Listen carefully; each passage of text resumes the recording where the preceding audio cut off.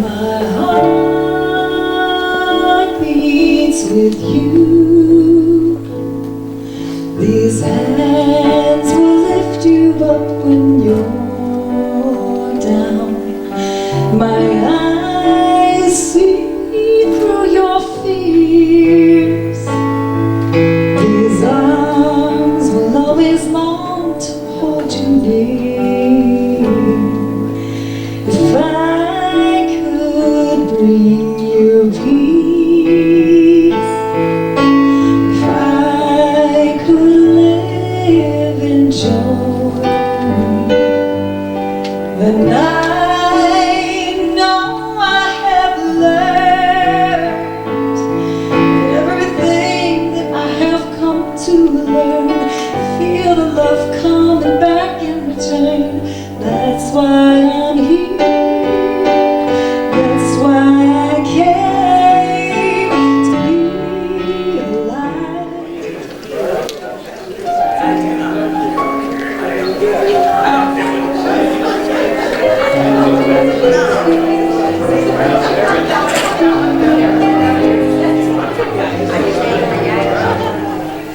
And I invite everybody to get comfortable in their seats. If it's more comfortable, you can close your eyes or keep them open. And for the next moment or a few minutes, we'll be centering ourselves and anchoring ourselves in the knowledge there is only one life. That life is God. That life is perfect. The life is my life right here, right now. I welcome each and every person to the Las Vegas Center for Spiritual Living. And as we sit here, let's take a few deep breaths. Let's inhale. Inhale the good, the powerful, the love, the happiness that this center permeates. Inhale all the wisdom and the knowledge we'll hear this morning from our guest speaker, Reverend Amy. And just inhale, knowing the fact that this Las Vegas Center for Spiritual Living is where we get our spiritual nutrition at. And for the next few moments, let's just dwell in the silence, knowing that that power, that presence is here, right now.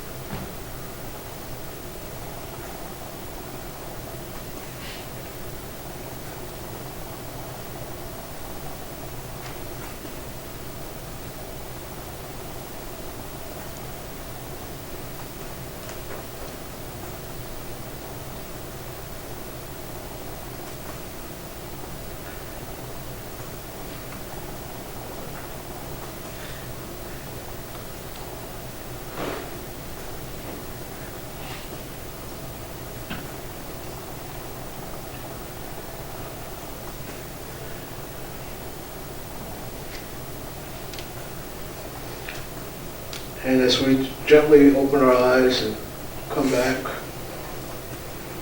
we prepare ourselves for our service that's about to unfold. And keep that high watch, stay anchored in the Spirit. Please join with me and say, so it is. Amen. Good morning, everybody. I'm Michelle. If you haven't met me here yet, I get to sing here once in a while. And I don't always get to lead all this stuff, so I really need you to help me out.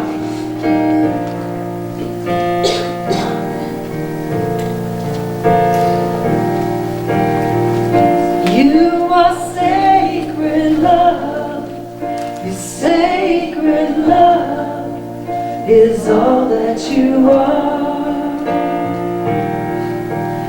You are sacred love, your sacred love is all that you are. Show the way, God, show the way. I want to live in such a state of grace. Lead the way, God, lead the way. I want to live in such a holy place. Such a holy place.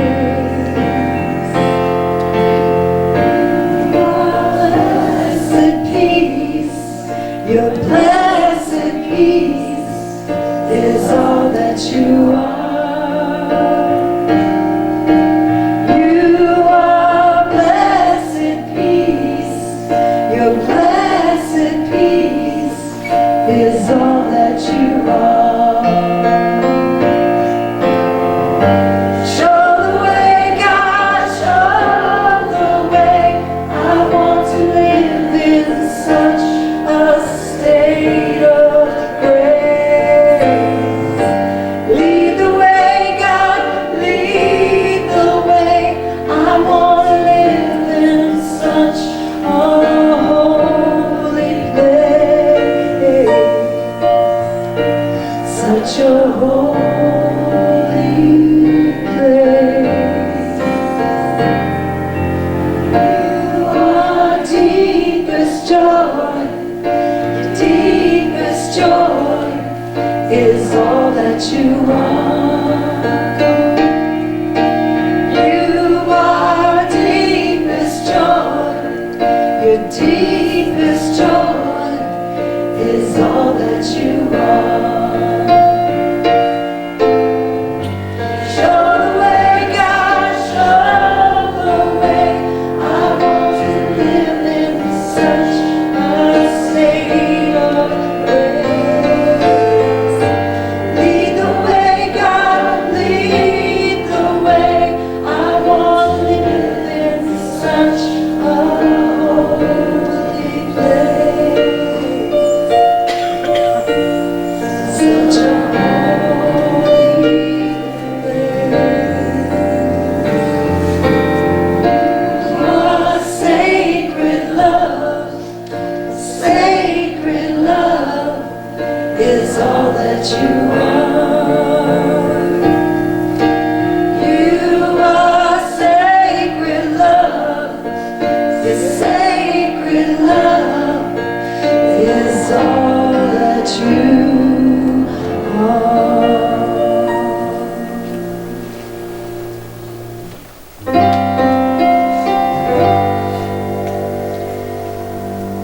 I am the faceless star. I hold you in my heart. You are the part of me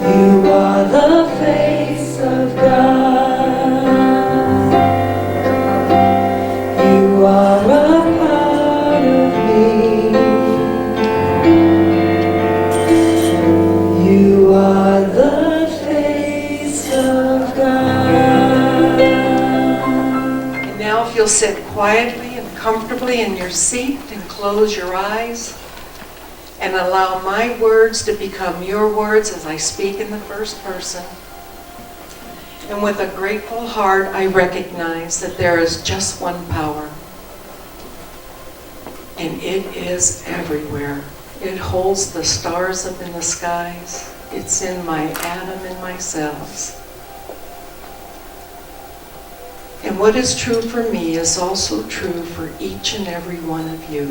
For I call this beautiful, loving energy that is so powerful and is everywhere, God. It is called many names. But today I choose to call it God. And as this new year and decade unfolds, I get to be the change I want to see. I get to be compassionate and loving and caring. In every face I see the face of God. And I am so very grateful for this teaching, for my center, for my ministers, for the prayer team, for each and every one of you in front of me right now. I'm so very grateful for the music, for Michelle to step in today, for our beautiful Patty. I'm grateful for the sound booth, for Julius, for Yvonne, for all the volunteers.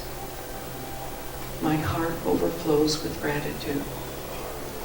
And so now I simply release my word into that absolute perfect law that continuously says, yes, beloved, more of that's coming. And together we say, and so it is. Is everybody feeling good? Yes. We're getting almost to the end of the year, and something wonderful is definitely happening. Next year is going to be really special.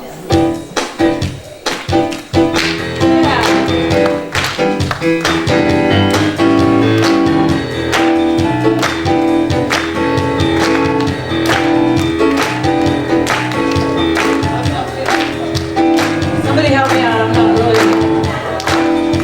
Okay, I got it. Something wonderful is happening right now. I'm back. Something wonderful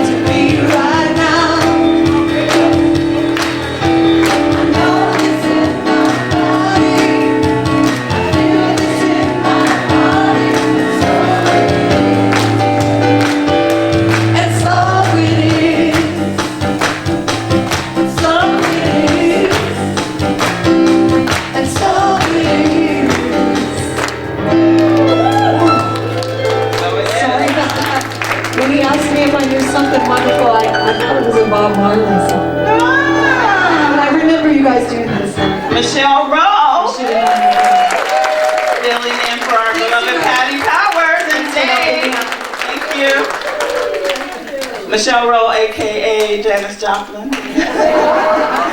While you're standing, if it's comfortable for you, please say with me, God bless America and the rest of the world. And just turn to a neighbor and say, good morning.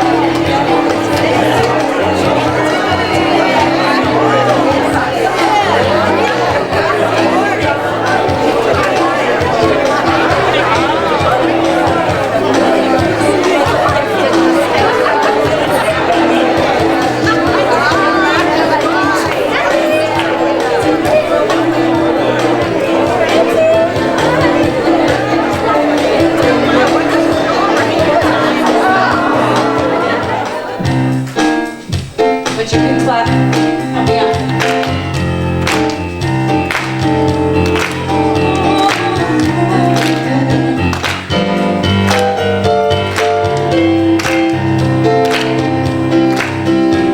I came here to be, I came here to be victorious. I came here to be, I came here to be a light in a life. I came here to be, I came here to be spiritual. I came here to be, I came here to be alive. I came here to be, I came here to be radiant. Oh, yeah. I came here to be, I came here to be alive. I came here to be, I came here to be grateful. I came here to be, I came here to be alive. I'm a victorious spiritual playful radiant light. I'm a victorious spiritual playful radiant light. I'm a victorious spiritual playful radiant light. Radiant light. Pick it up a little bit. I came here to be, I came here to be radiant. I came here to be, I came here to be alive. Yeah, that's right. I came here to be, I came here to be playful. I came here to be, I came here to be alive. I'm a victorious spiritual playful radiant light. I'm a victorious spiritual playful radiant light. I'm a victorious spiritual playful radiant light. Radiant light. One more time, I'm a victorious spiritual playful radiant light. I'm a victorious spiritual playful radiant light. I'm a victorious spiritual playful radiant light. Radiant light. I love that song. Thank you, Michelle. Yes, yes, yes, yes. So I'm here to introduce somebody really special who kind of is responsible, as Reverend Cheryl referenced. She's the teacher of teachers, and you might not have known that. You might have thought it was Emma Curtis Hopkins. She was as well. And Reverend Amy, I must say, being a product of one of my teachers and being a teacher, I would like to say thank you for that and for helping me be a victorious, playful, spiritual, radiant light again. So thank you for that. Reverend Amy was my teacher in 2006, way back then. And she also taught a handful of victorious, spiritual, playful, radiant lights. Reverend Cheryl being one, Practitioner Lauren being another, Reverend Dan being another, almost Reverend Joe, I think you're a student of Amy's, and a whole bunch. I mean, there's a lot. And I think she's going to surpass Emma Curtis Hopkins. It's my prediction. Let me read you her bio. Reverend Amy Papadopoulou currently lives in Columbus, Ohio, where she grew up. She currently serves as a staff minister at the Columbus Center for Spiritual Living. She found religious science in her late 20s in Charlotte, North Carolina, where she moved after college to teach history. She moved to Las Vegas to be closer to Dave, whom she married in 2003. Reverend Amy joined the center in Las Vegas in 2002 and completed her practitioner training with Reverend Cynthia in 2005. She was the first practitioner Reverend Cynthia trained and licensed in Las Vegas. After the unexpected death of her husband in 2006, Reverend Amy and her daughter Sadie moved back to Ohio to be closer to Reverend Amy's family. She completed her ministerial training and became a licensed religious science minister in 2018. She brings a unique insight into ministry based on her varied life experiences. Her purpose is to help awaken humanity to their individualized expression of the divine by using science of mind principles. So please welcome Reverend Amy. Wow. It's really something to hear all of that. Oh my goodness. Okay, sorry. You don't need it. Thank you. At our center we have one of those. I'm used to using that. I'm not used to using one of these. But thank you. Thank you for that welcome. It is so sweet to be back here, to the place where I did my practitioner training, to see people faces that I recognize, faces that are new to me. And there's just a special place in my heart that I hold with this center, with the consciousness that was created here by my teacher, Reverend Cynthia, for the reverends and the ministers, the almost ministers, and the dear, dear friends. I'm just full of that goodness and that godness. And what a great place to be able to ground myself and open myself and speak to you this morning. So thank you. Thank you for having me.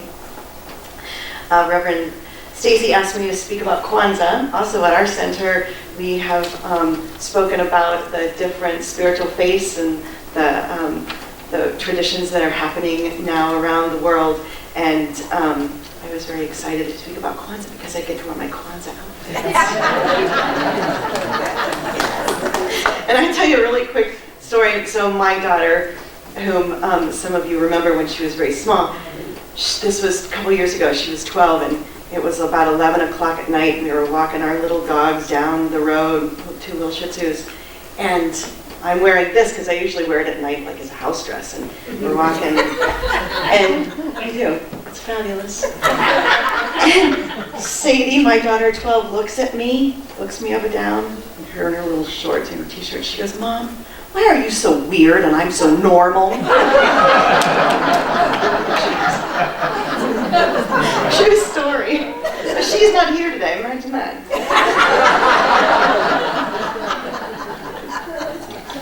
All right, I also brought a couple slides with me in honor of the Christmas spirit. So could we have slide number 1, please?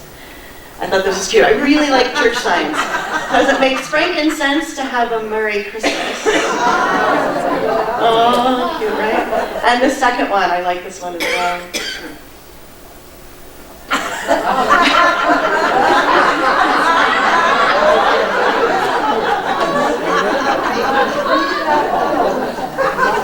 Donkeys. Okay.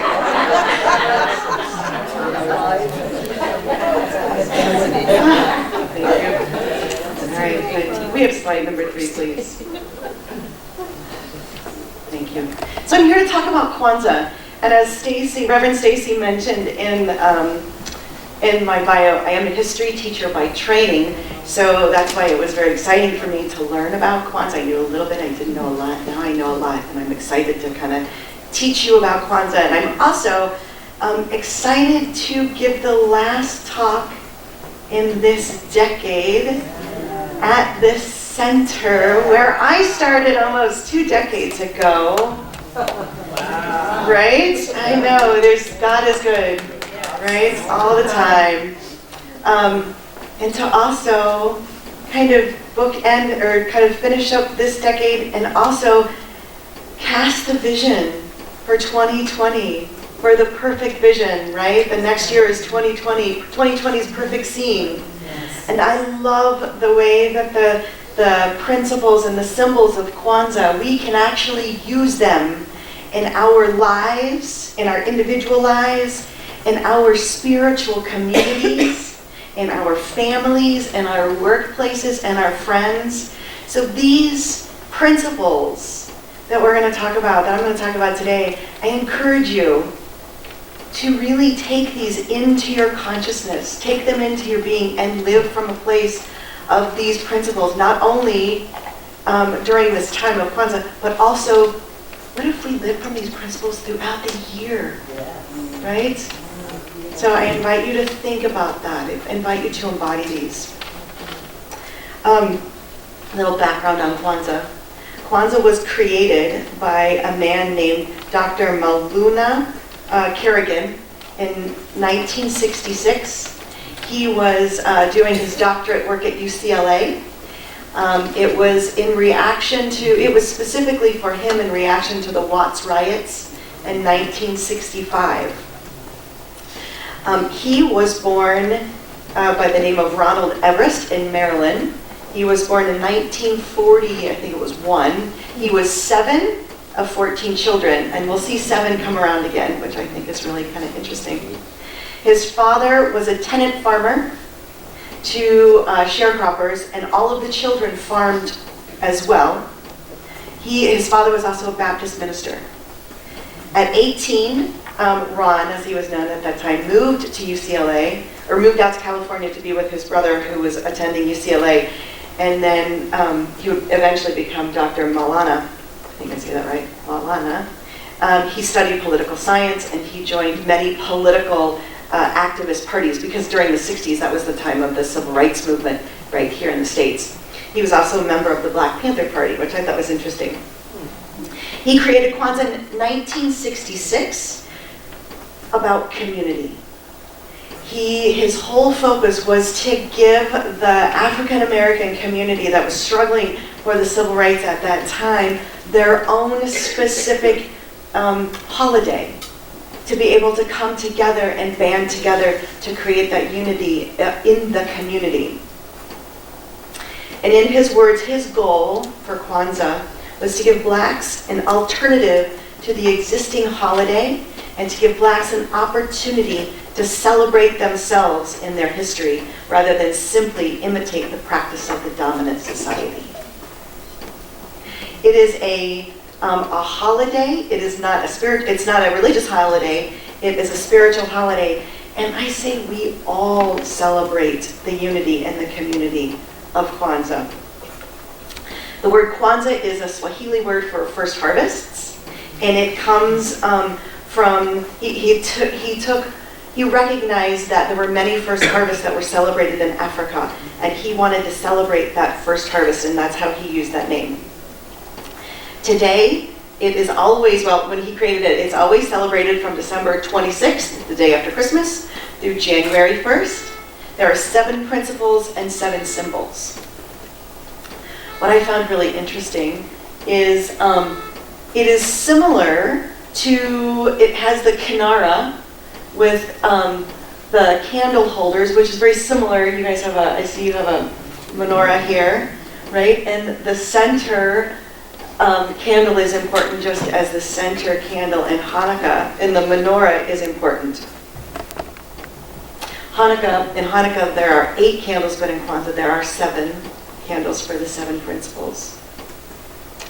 I also found it really interesting, in religious science we talk about God within. We talk about that I am thou, that thou art. And it reminded me of the middle candle of Kwanzaa, the black representing the black people, but the person. It's the light in the person, right? Is the light, it is the God within us that we shine out into the world. That's what that reminds me of. It's the people shining the light. So on Kwanzaa, and it's interesting because when I gave a similar talk in my community, I see some of you shaking your heads. So I'm imagining that some of you know quite a bit about Kwanzaa, and maybe some don't know as much about Kwanzaa, and that's wonderful for me. On Kwanzaa, the very first night of Kwanzaa, we light the middle candle, the black candle that's representative, like I said, of the people. And I'm actually going to teach you a little bit of Swahili, if you don't know it. So we're going to imagine that we're going to celebrate Kwanzaa here as a community. We're going to create that mental equivalent of a unity of a community here. So typically, it is the youngest child that lights the first candle on the first night of Kwanzaa. And so the first candle would be lit on the first night, and then the family that is celebrating Kwanzaa would say Habari Gani, which means what's the news? So we'll just pretend that the youngest child has lit that, and we're going to say Habari Gani. Habari Gani.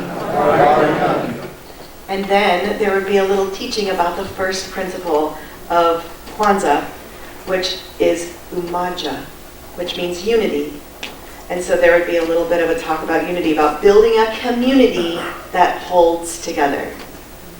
And again, I'm really encouraging all of us to think about our communities, our spiritual communities, our families, our workplace, our friends, but specifically here this morning about this community, our community.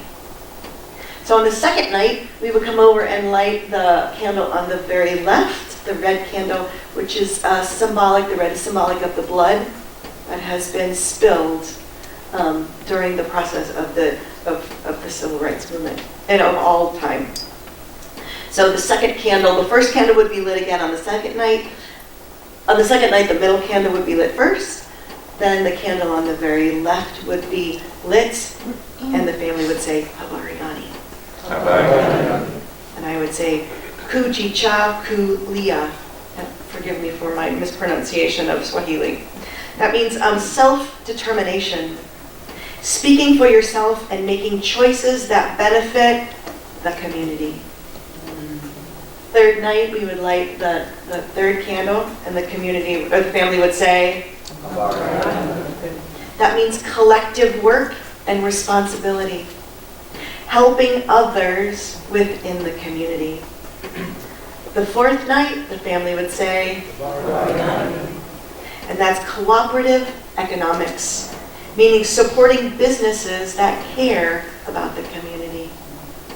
The fifth night, it would be Nia, which means a sense of purpose, setting goals that benefit the community. The next night, and that's creativity. That means making the community better and more beautiful. And the last night, and that's Imani, meaning faith. Believing that a better world can be created for communities now and in the future. Does that remind you of the creating a world that works for everyone? Right? This has been done. This has been happening for years and years. Okay. So those are the 7 principles that correspond with the 7 days of Kwanzaa. Then there are also 7 symbols. And the 7 symbols are up here on the slide. Thank you. Like magic. Ask and it is given. This over here is a little bit hard to see possibly. This is the unity cup. So it's a chalice that the people that as we celebrate Hanukkah, they'll drink from this cup, and that's to honor our African ancestors. The next one is the Kinara, which is the candle holder. And again, there are 7 candles. And Actually, I thought this was really interesting. The candle holder, the kinara, symbolizes a stalk of corn. You know how corn is a stalk like this? And it branches off and to create, the ears of corn that come off of it. It symbolizes all the members of the family. The kinara. There's also fruits and nuts and vegetables. And again, that is symbolic of the first fruits of the harvest. The 7 candles, again, that are all the colors are symbolic and they all represent each of the 7 principles. The mat, you can kind of see a little bit, the mat underneath the fruits and the vegetables. I liked this one because it reminded me a lot of community. It is about the foundation that the communities are built on. So that's an important part too. And the ears of corn, you'll see that one ear of corn, and a family Kwanzaa celebration like this, however many children there are in the family, there'll be that many ears of corn in that. And then there are gifts. I don't think there are gifts in this picture. There are gifts. The last one is the gifts, and they're usually given to the children. And they give them on January 1st, the last day of Kwanzaa. So, 7 principles, 7 symbols of Kwanzaa. And as we move towards the end of this holiday season, I want to just kind of tie together a little bit of the other traditions I know that you guys have talked about. As we see, as we just celebrated the birth of the baby Jesus, that is symbolic of the Christ consciousness, that oneness that we have with Spirit that's reborn in each one of us, that we recognize that rebirth of the one that's born in each one of us. Hanukkah, once again, is the miracle of the oil that lasted for 8 days, the miracles of Spirit as we open and we believe and we have faith that God can only do for us what it can do through us, right? And then, I don't know if you guys talked about Islam. We talked a little bit about Islam. One of the things I thought was interesting about Islam is even though they don't celebrate, they don't have a specific holiday during this time, when they do say the word, when they do use Jesus or they refer to Jesus, when Muslims refer to Jesus, they do believe he is a prophet. They always say peace be unto him, just as they do after Muhammad. So they honor Jesus as well. So I'd like to take the next little bit of this time and tell you a Kwanzaa story. This would be a story that they would use on the day that they talk about faith. So we would be talking about Imani, which is faith, that principle, that believing that a better world can be created for our communities. I like this story because it talked a lot about communities and what happens in communities and the faith that we can actually make a world that works for everyone. So this is a story that comes from Southern Africa, and it's called The Collared Crow. I would also encourage you to listen to this through the lens of the principles and the symbols, but also with that science of mind filter that we look through the world at. Science of mind consciousness. So once upon a time, there were a man and his wife who lived together for years, but they had no children to look after them in their old age. This was very sad for them, but they had no idea what to do about it. You can neither make or order children, nor do they grow on trees. So the only answer was to wait for a miracle in stories, which in stories may still happen. Now listen. One day, as they were sowing their fields, they saw an unusually large flock of birds swoop down to pick up the seeds. Soon, there were no seeds left at all. What to do? There were only a few remaining seeds in their bag, and they had no idea where to find more seeds. For in those days, the farmers kept only one bag full of seeds for the next year's crop. And if that was lost, there would be famine. Crops were not as they are nowadays. That is, there is no drought. Now what should they do? The farmer said to his wife, "We shall have to keep these few remaining grains and wait until the birds have all gone. It is no use sowing now, for they will come back, those flying robbers, and eat our last stock of seeds." And the wife agreed. But someone else did not. It was a large white collared crow, as big as a raven in Europe, who alighted in front of them and began to speak in human language. "Dear friends, do not withhold from us the seeds that we need to survive. Give us all your seeds, and we, the birds of the sky, promise that you will have great happiness and prosperity, and it will come to you, but you must do exactly as we tell you." The poor people accepted the proposal. They had very little option, for where could they go to find new seeds? And as it was, they would probably starve, and in such an extreme emergency, there is reason to take great risks and to win great gains. So the farmer opened his sack, took out the grains, and scattered them for the hungry birds.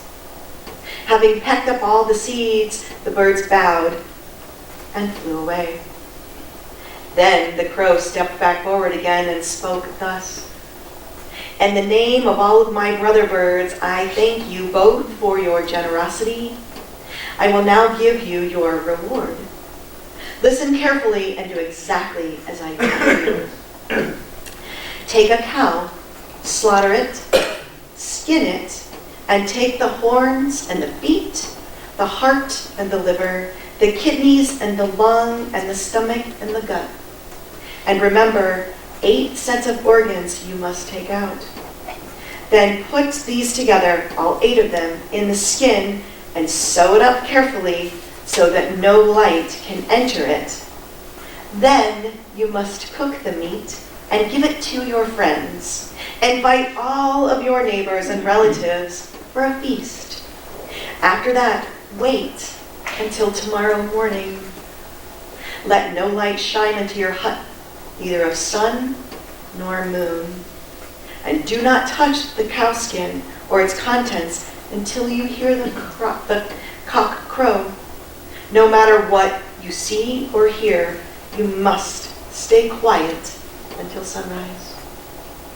So the good farmer and his wife did everything exactly as the crow had instructed them. They said goodbye to their only cow.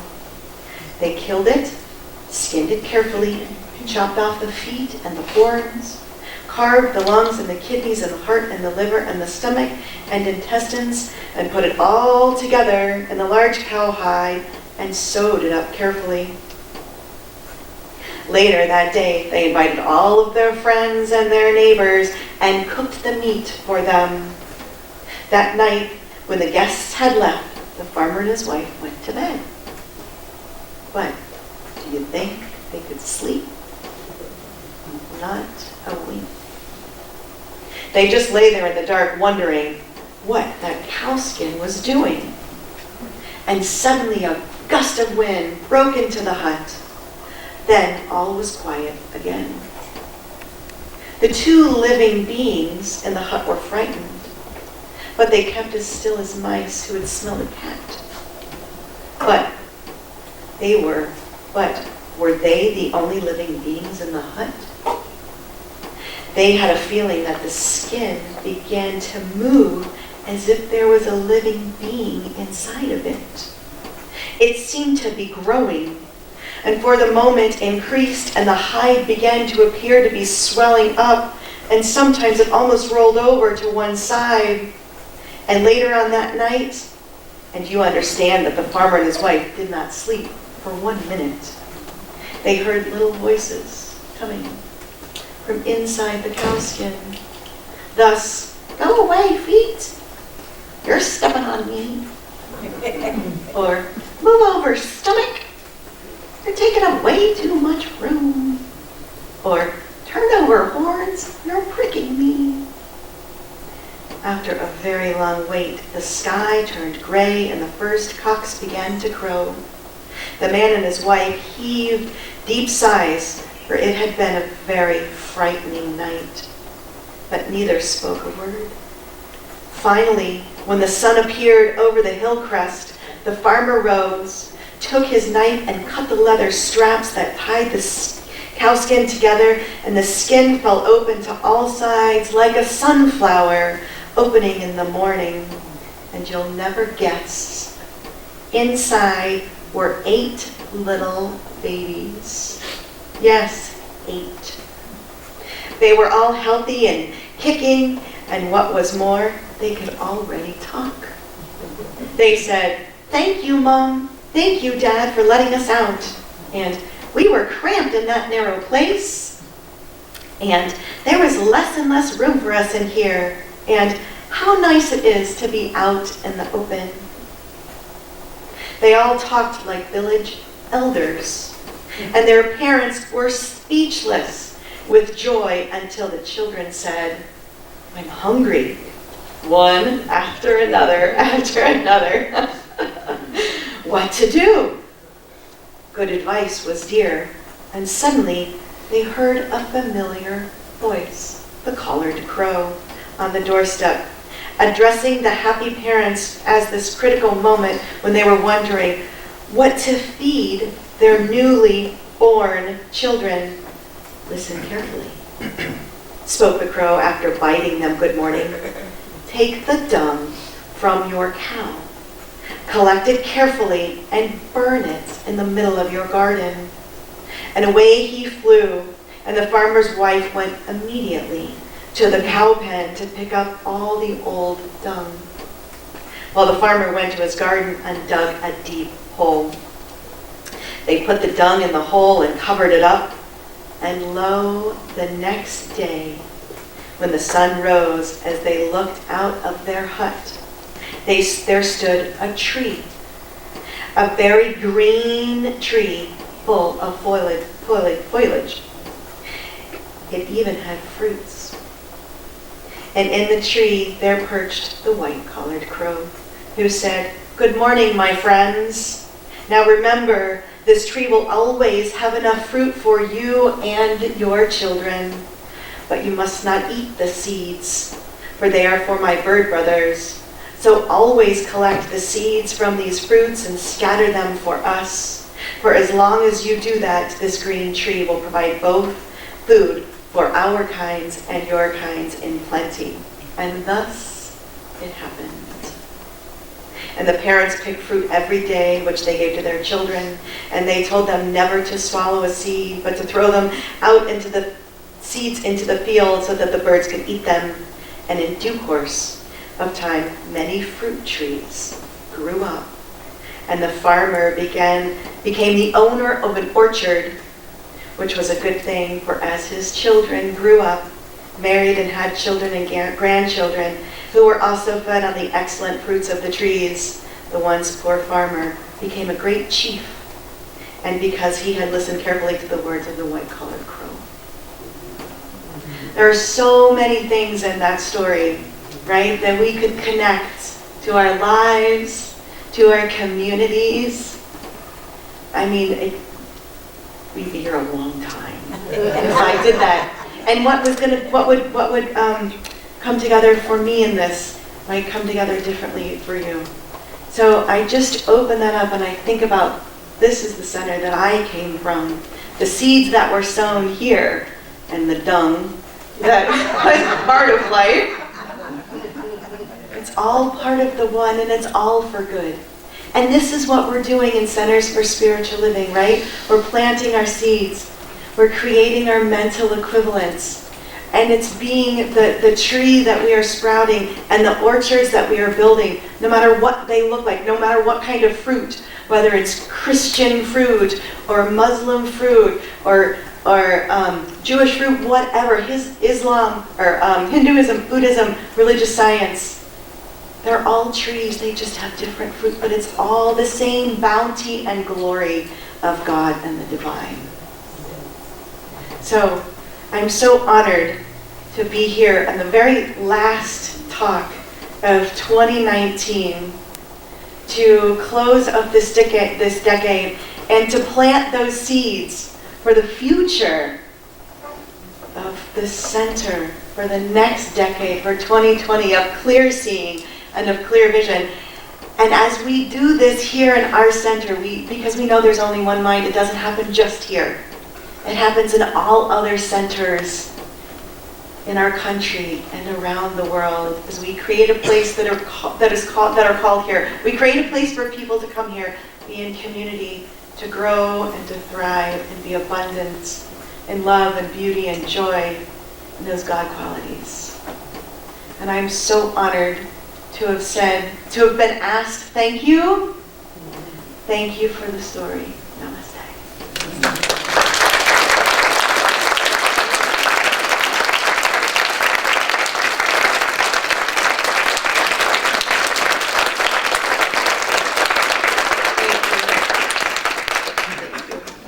I'd like to close with benediction. So please join me in prayer. If it's comfortable for you, close your eyes. And allow my words to become your words. And if it's comfortable for you, reach out and take the hand of that godling beside you. For what I absolutely know, what I know that I know that I know is that the word has been spoken, the word of unity, the word of community, the word of working together, of allowing God to guide, guard, and direct our 2020 that is full of vision, full of unity, full of community and prosperity and goodness and godness and light. And I speak my word on behalf of each and every person here this morning, hearing my voice, claiming right here and right now a remembering of who I am. For I am that thou art, and thou art that I am. For it is the same, for there is one being, one unique individualization of the one happening, and it is good, and it is God.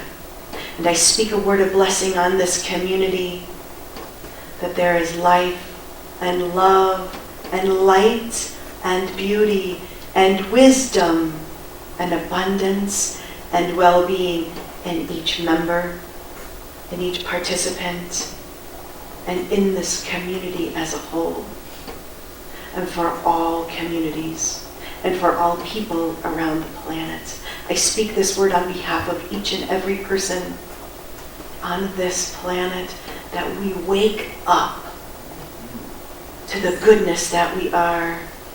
We wake up and allowing it to be all right, to be all right. And I know that this is done in the mind of God as I release this word to that law that always says yes. With a grateful heart, I say thank you. I let it go, I let it be. And together we say, so it is.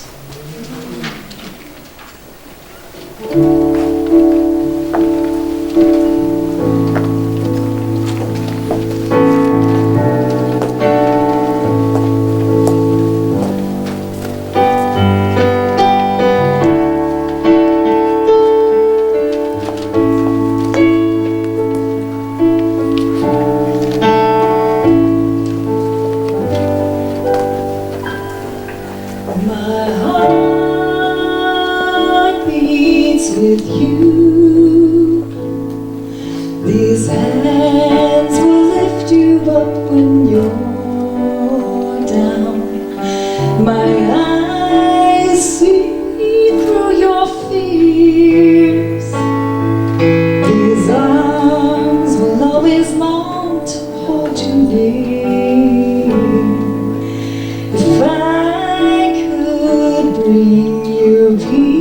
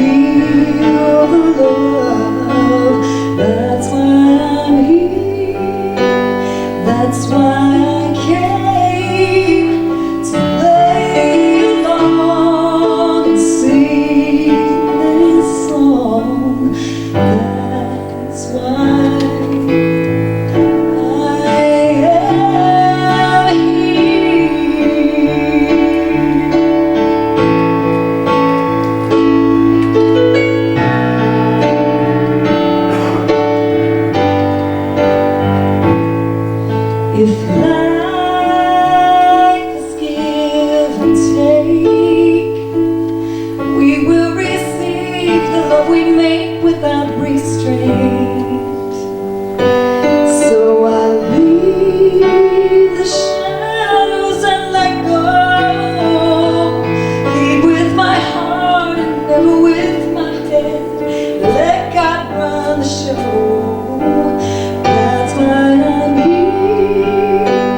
That's why I came to be a light, to feel the love.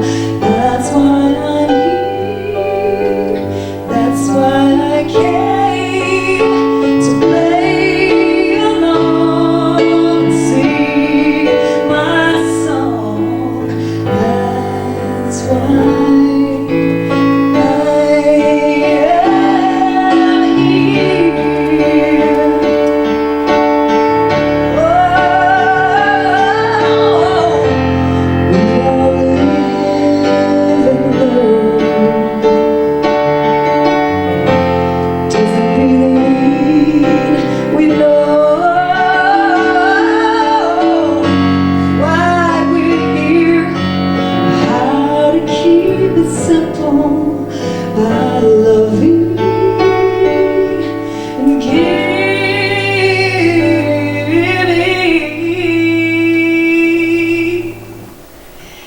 If I could bring you peace, then you can live in joy. I know we have learned everything that we have come to learn, and feel the love coming back in return. That's why we're here. That's why we came to be a light, to feel the love. That's why we're here. That's why you came. You gotta play along, and I want you to sing all your songs.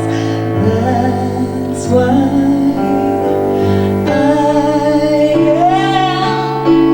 That's why you are. That's why we are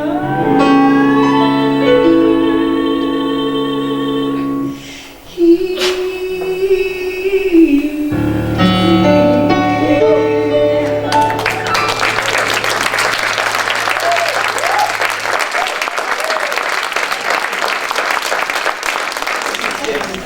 Christmas break and all that. I would like to ask our visiting ministers and practitioners to please come forward. And Stacy can come forward. Reverend Wanda can come forward. Reverend Anna can come forward. All the reverends, come on down. Come on up here. And I would like to ask our ministerial prayer team, the practitioners, to please come forward as well.